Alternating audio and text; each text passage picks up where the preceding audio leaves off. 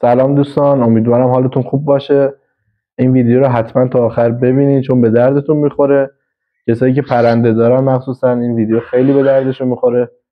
من دارم یه دونه پایه واسه پرنده‌ام درست میکنم که با چوب و گلدون و گچ و یه چند تا دونه ابزار دیگه است. این پایه رو میتونین گوشه خونه بذارین، میتونین کنار قفسش بذارین یا یه ارتفاع بالاتر روی اوپن جایی که پرنده‌هاتون بشینن روش رو استراحت کنن و سرگرم بشن دیگه. ویدیو رو تا آخر ببینین، کانالمو سابسکرایب کنین، از منم حمایت کنین دیگه. ویدیو رو تا آخر ببینین که کل این پروژه رو براتون آموزش دادم. اینم که بچه‌ها دست از سر من ور نمیدارن. وسیله‌ای که نیاز دارین یه دونه گلدونه، یه گلدون بزرگ باشه بهتره. یه مقدار چوبه که توی تصویر میبینین، من چوبا رو از بیرون پیدا کردم. چوب درخت خشک شده است. اره میخواین، پیچ خودکار سایز بزرگ و گچ و سیمان اگه باشه که بتونین توی این گلدون بریزین و چوبو توش نگه دارین دیگه، مهار کنین. با من همراه باشین، ادامه ویدیو رو ببینین. دوستان من میخوام اینجا چوبو ببرم و این کار رو با اره انجام میدیم.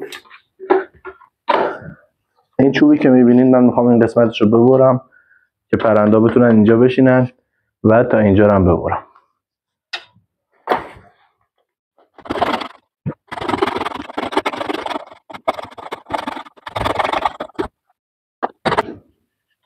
متاسفانه ارم زیاد خوب نیست.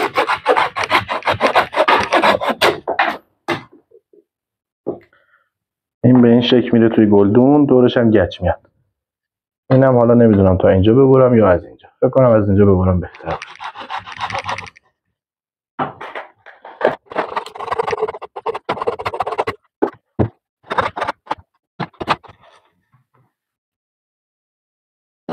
با یه اره دیگه امتحان کنیم.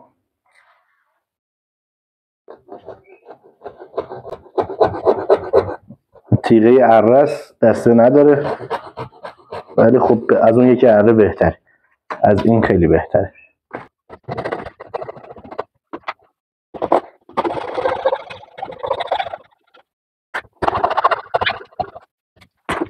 این شد تیکه شاخه‌ای که من میخوام استفاده کنم.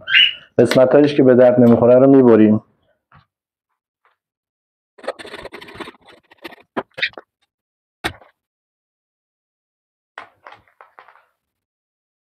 بچه‌ها ویدیو رو استاپ میکنم، پوست اینو براتون میکنم، دوباره فیلمشو براتون میگیرم. بریم امتحان کنیم ببینیم میشه پوستشو کند یا نه.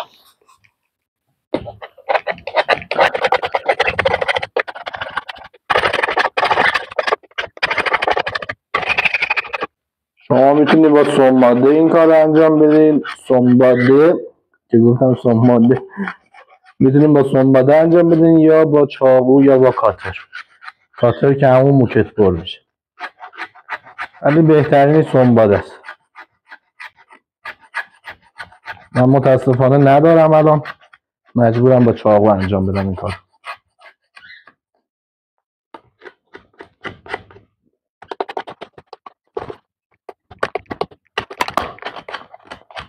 فیلمو قطع میکنم، بهتون بقیه‌شو نشون میدم.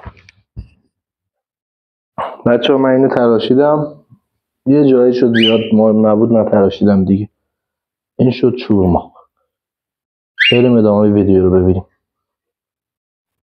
خب بچه‌ها الان میخوام یه تیکه چوب به این اضافه کنم. من این قسمت رو سوراخ کردم، حالا چون دریل نداشتم با چکش و میخ و این چیزا سوراخش کردم. یه دونه چوب دیگه هم تراشیدم که اینو پشتش رو قرار سوراخ کنم و بچسبونم اینجا کنار این که 3 تا جا داشته باشم برای نشستن. حالا با من همراه باشید تا اینو سوراخش رو بزرگتر کنم و اینو مهارش کنم به اینجا. میتونیم این کارو با پیشگوشی انجام بدیم، میتونیم با میخ انجام بدیم، میتونیم هم با سیم مفتول مهارش کنیم روی چوب. دریل اگه داشته باشیم با مته ریز خیلی راحت میتونید سوراخش کنین دیگه، مثل من انقدر دردسر نکشید.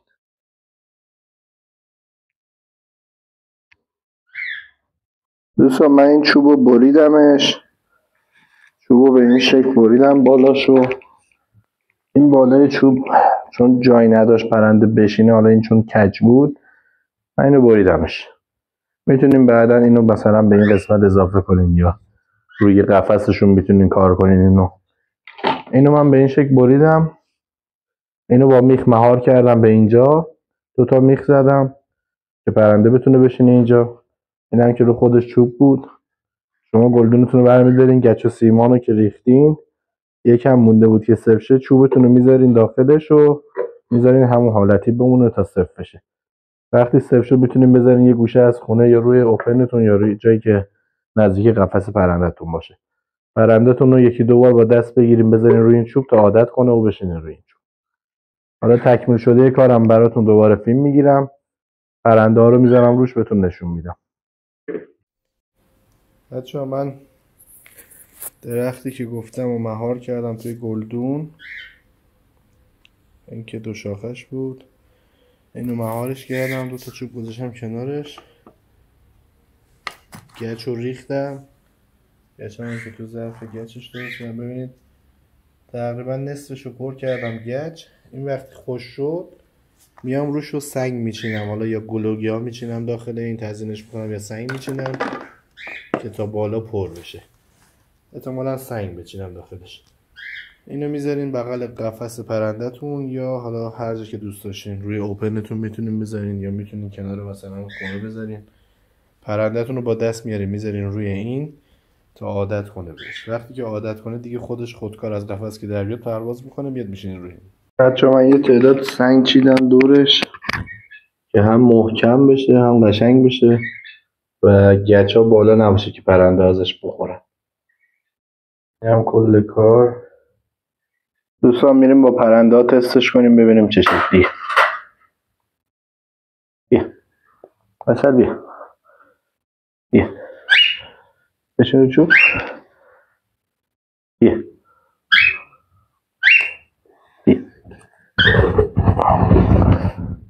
اصلا اومد نشست رو سر.